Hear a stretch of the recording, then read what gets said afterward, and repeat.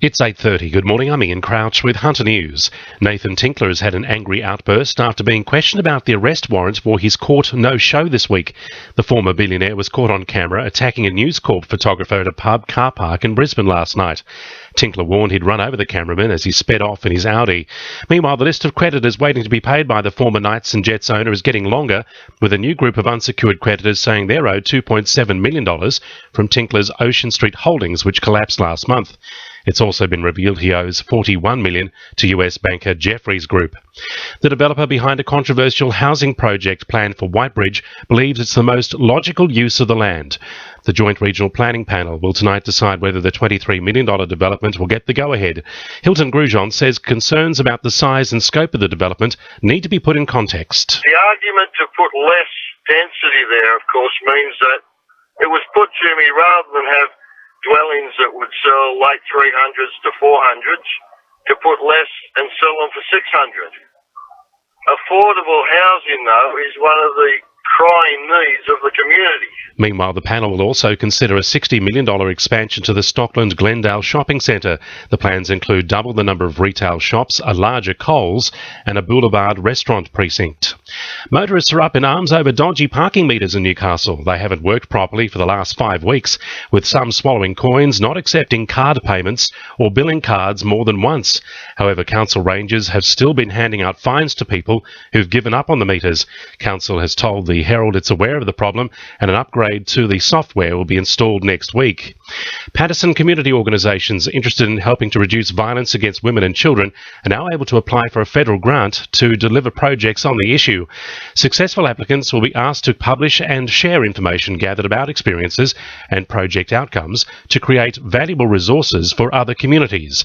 Paterson MP Bob Baldwin says many organisations can get involved. Whether it's a community organisation, sporting groups, youth groups, religious faith groups, anyone that fits the bill can apply for it. I'd suggest people look up the application criteria online. The funding starts to roll out fairly shortly. Together, we can actually help reduce the impact of domestic violence in our community. The surge in online shopping means ABC shops, including the one at Charlestown, will close.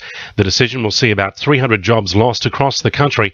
ABC products will still be sold online.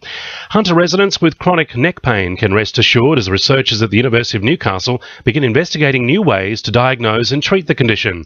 Advanced MRI scanning is one of the possible ways being investigated to help treat the pain, which can also be associated with headache and arm pain. Associate Professor of Physiotherapy Suzanne Snodgrass says neck pain is all too common in Australians. Neck pain is quite common, and depending on which articles you read, the annual prevalence can be between 30 and 80%. So a lot of people get neck pain. The troubling thing about neck pain is that it tends to recur. So if you have neck pain once, you're likely to get it again. And those are the people that kind of develop a chronic sort of condition. Sport, thanks to our sponsor, Warners Bay Sports Club. The Knights are hoping to see a number of players return from injury to take on the Rabbitohs at ANZ Stadium on Saturday. Both Sione and Chanel Matautia are likely to play, but neither Ako Uate or Dane Gagai are fit for the game. Coach Rick Stone says he is pleased, however, to see the recovery of Adam Clydesdale. Clydesy probably could have played at a pinch last week, but we thought another week for him, and after doing sort of some contact, he's confident he's going to sort of get to the post this week, which is good. New coach for the Newcastle and Hunter Rugby Union Southern Beaches side, Johan Lorenz, is hopeful he can guide his team into the finals on the last stretch of the competition. Lorenz has stepped into the position while Tim Chidgey recovers from personal health issues. He hopes his holistic approach to the attitudes across all 4 grades of the competition will create consistency in the club.